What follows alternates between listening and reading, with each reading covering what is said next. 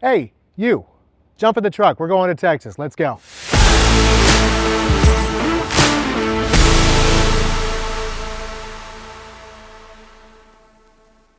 So if you're driving to Texas, the odds are that you might be moving there. And if you are moving there, you would be one of the hundreds of thousands of people that have been doing that in the last few years. In fact, in the year 2022, 668,000 people moved to the Lone Star State.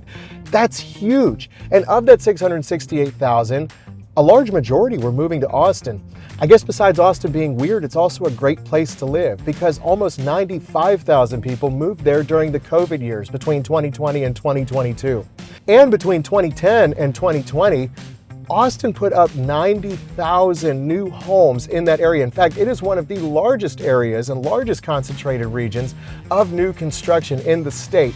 And Texas leads the country in new construction. So while I would love to show you some of the quirky, cool, and funky houses that make up Austin within the city limits, the odds are if you were moving there today, you're going to be buying new construction. So that is what we're going to be looking at today with my friend Julie in Austin, Texas. But it's a long drive to Texas, guys. I mean, from Florida, you're talking over a day's drive. We would be stopping. So let's just blame that road trip on the totally non-linear growth in beard that you're about to see in the shots that follow, because in no way, shape, or form would this show ever be filmed non-sequentially. No, not at all. I have no idea what you might be talking about or thinking. Anyway, let's go.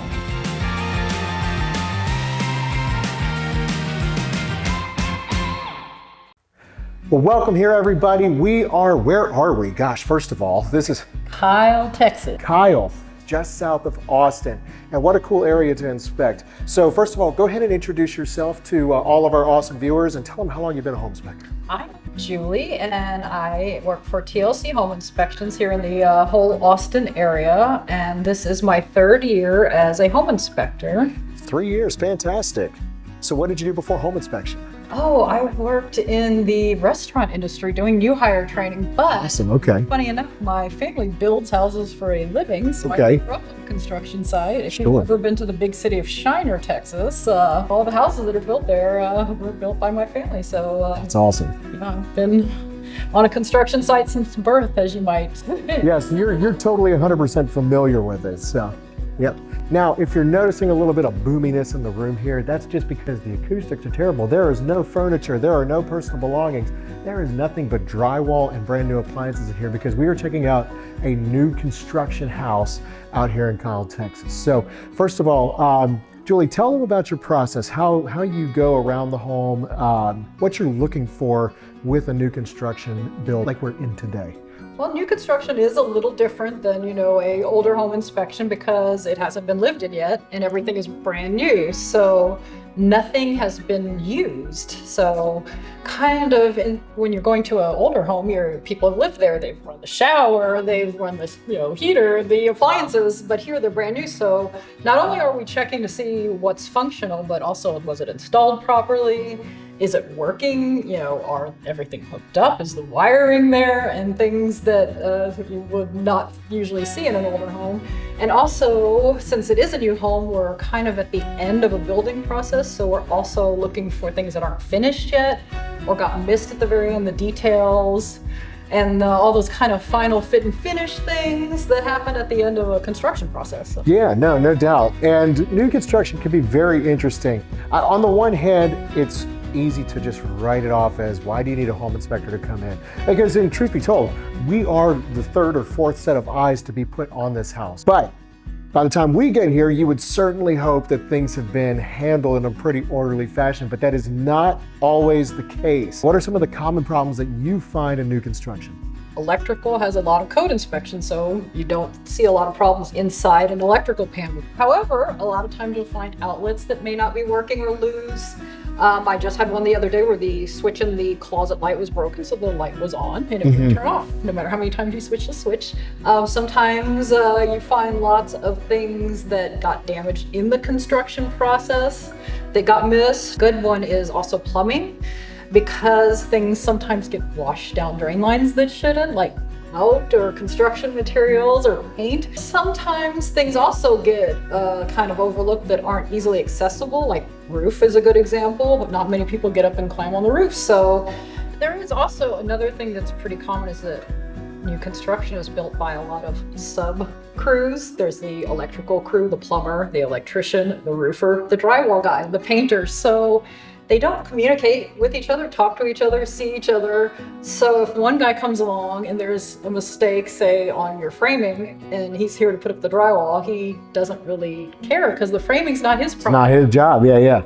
I cut the outlet in the wrong spot. He just puts his drywall where he's supposed to because that's only his job. So the tradespeople don't communicate with each other. So sometimes things get overlooked or covered up or damaged in that process too, because they are the independent crews, you know?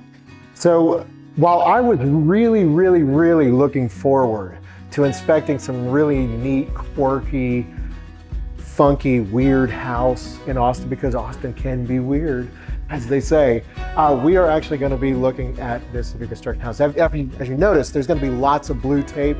That blue tape is where the buyer has come through and they've marked up inconsistencies and some of the superficial stuff that we're really not here to inspect today. All right, well, Julie, take it away. I'm going to jump behind the camera, follow you, and let's check out what went wrong in this brand new construction. All right. Today's house is fairly straightforward, featuring 2 bedrooms, 1 bathroom on 1,500 square feet with a slab foundation built in 2023. All right, so now we're just going to kind of walk through what we inspect on new construction houses, which is pretty much everything from the foundation to the top of the roof. Inside, I usually start in the kitchen. We run all the appliances, make sure they're all functioning, make sure all your plumbing is working correctly. Check things like to make sure your hood vent is installed and taped, all the gas connections. This is a gas stove, so we're looking for cutoffs and making sure that the materials used are correct. And then, of course, does everything work? That's really the main thing. And even certain things we do kind of check too to make sure things aren't damaged in the construction process. We'll find lots of broken things. So everything looks really good here today. And then we kind of, everyone has a process of where they go. I like to kind of go clockwise around the house or counterclockwise, pick away and checking outlets. Anything that's a ground fault we want to check and make sure it trips. We usually go into the bathrooms and check things like bath fans, make sure they work. Same thing, doors, windows, run all the plumbing, make sure nothing's leaking, everything is installed correctly. This one happens to have a drain stop that's stuck and won't work. So, can't take a bath without a drain stop that won't seal. So bedrooms, we test the smoke detectors. We're going to check every window in the entire house, make sure they open and close, make sure the screens are there and not damaged, make sure the locks work. So lots of the little details, but this house happens to be a lucky house. It doesn't have a lot going on the inside, but we got a lot of good stuff on the outside here. And here we have a water heater. Now this is one thing we did find here today. It's a simple mistake, but one thing that we do want to see is always a pan underneath the water heater. Even this is a tankless, so you're not holding a lot of heat at the same, or water at the same time, but lots of plumbing connections that can leak, and this one is sharing a wall with the main structure. So any leaking that could happen in this plumbing could leak into the main structure through the walls, so they don't have a pan installed, and we want to see that. So that's one thing that will come up on our report. And this is where we find lots of good stuff. And this is something major we found here. This is a broken roof truss. This is a major structural member of your home supporting your roof. Trusses come prefabricated and pre-engineered, so they have a certain load that they are required to take. So this one has some pretty good damage on it that probably got damaged either in transport, installation. Not really sure why, but it definitely needs to be repaired, as it is a very important thing. We also have some exposed plumbing lines that don't have insulation on them. Anytime they're not buried in the insulation, like these over here and this one, and then even a little one over there, they should be wrapped, because everyone who's been in Austin, a couple of winters ago for the Great Freeze, as we like to call it, had lots of broken plumbing lines at it for this exact reason, because if it does get below freezing for a long period of time, any of these plumbing lines could take some damage if they're not insulated. So. And then we always check, insulation. We're looking for vents, make sure they're connected properly.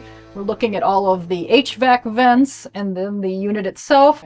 And one thing we did find here with the furnace is that it is not functioning. So when we tested it, no heat was produced. The burners didn't light up. So if a new homeowner came in and on their first night here needed to get snugly and warm, they would be in for a bad surprise when their heater did not function. So that has to be addressed as well by the builder. It might not even be fully hooked up. I see things not plugged in, but that's probably the filter system. But the cold side worked great.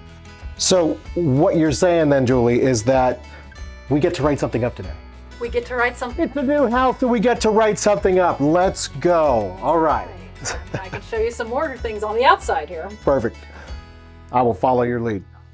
Now we're going to kind of look around the outside of the structure and kind of go over some of the things we looked for or some of the things we found. And you can also see that there's some blue tape that happened on the exterior when they did their walkthrough on that. So they caught some things. Big chunk of missing mortar here. This is one I noticed. This is where your weep holes are clogged. Big piece of trim board that's not secure here at the top. One thing they did miss, you have, flashing that didn't get removed to your paper and mortar missing. We've got some caulking that's coming loose and separated here. If we come around to the side here, we're checking out the siding, looking at the window exterior. One thing that we came across here is a loose siding board. You can see this guy isn't secure. I shouldn't be able to rip it off the wall here, so it needs to be nailed and secured and caulked in place there. So the rest of the side looks really good. We're checking the grading, make sure everything's sloping away from the structure.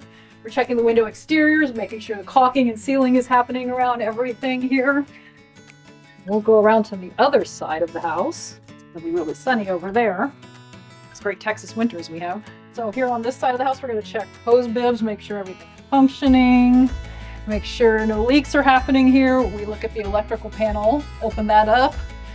We're making sure the gas meter is looking good and that there's a bonding clamp is properly installed on it, which there is. Find random things that need correction, like this protruding bundle of wires. So I have no idea what that's for, why that's there. That doesn't need to be there. We've got some little caulking repairs that should happen at the siding boards here. Some siding boards that aren't properly attached. We have some trim that isn't laying flush. And when we come around to the back side, we're going to see the condenser unit, which one thing that they did not do is install something called diverter flashing on the roof, and that's to protect the unit so that the water goes around it instead of inside of it. So that is missing from up there, so that needs to be installed to keep the condenser going for a lot longer. It helps its lifespan. See, we have some damage here. Here we have some siding damage. It looks like they had to go into the wall here to do a repair. This is a drain vent right here.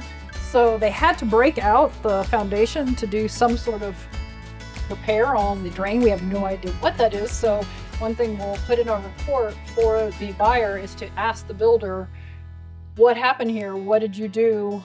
Just to get more information and to find out why they had to go back in there to make sure everything was working well now. And also, of course, now they have to repair that foundation and patch it where they have to break it apart.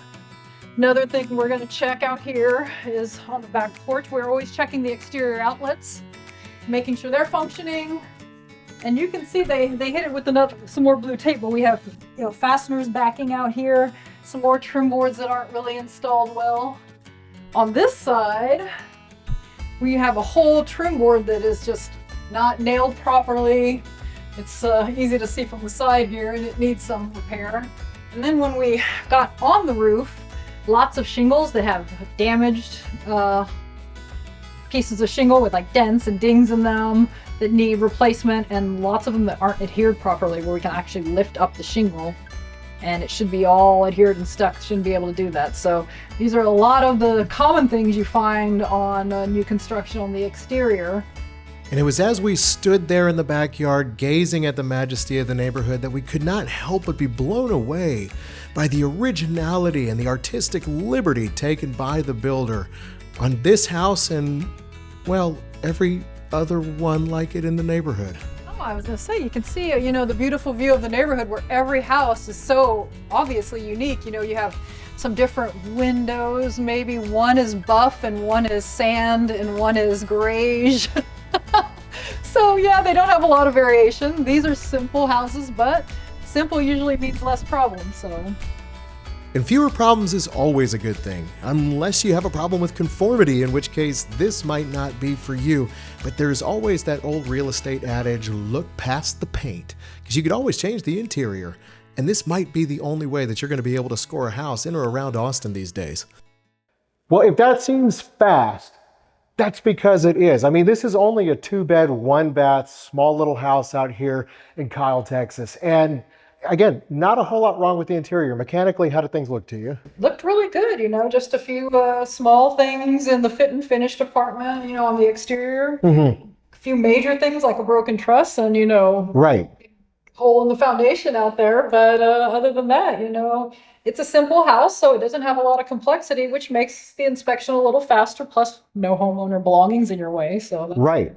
And you're paying for a brand new house. It's under warranty. The builder is going to fix any of these issues. Again, he's going to be coming back through, making sure that all of the small cosmetic details are as they should be. The big stuff that you found, like the foundation and the truss, you definitely want those fixed.